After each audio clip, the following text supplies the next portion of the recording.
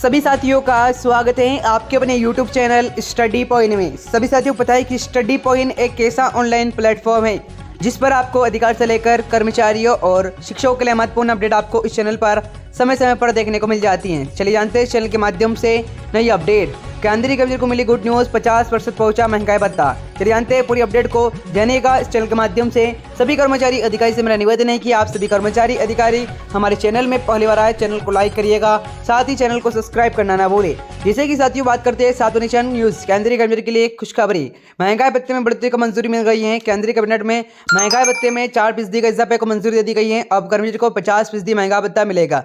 यह महंगा भत्ता 1 जनवरी 2024 से लागू होगा, मार्च के अंत तक सैलरी में। साथ ही इसे क्रेडिट किया जाएगा, कुल 2 महीने का एरियर भी इसमें जुड़कर आएगा। लगातार चौथी बार अब जब महंगाई भत्ते में 4% का इजाफा हुआ है। महंगाई भत्ते में बढ़ोतरी से सरकारी कर्मचारी पर 12,868.72 का बोझ आएगा। देखिएगा पूरी अपडेट। सितंबर एसीपी इंडेक्स की तय हुआ है दर।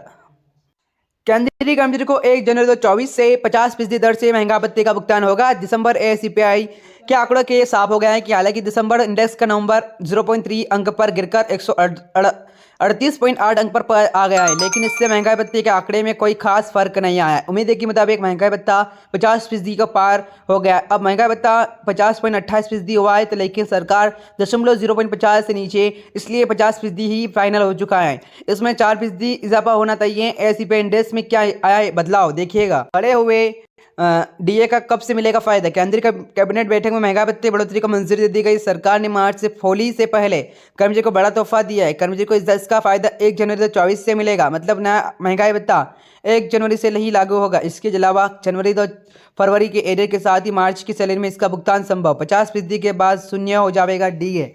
जनवरी से 2024 में केंद्रीय कर्मचारी को 50% डीए मिलेगा, लेकिन इसके बाद ही महंगाई भत्ते को 0 कर दिया जाएगा। इसके बाद महंगाई भत्ते की गणना 0 से शुरू होगी और 50% डीए को कर्मचारी की बेसिक सैलरी में जोड़ दिया जाएगा।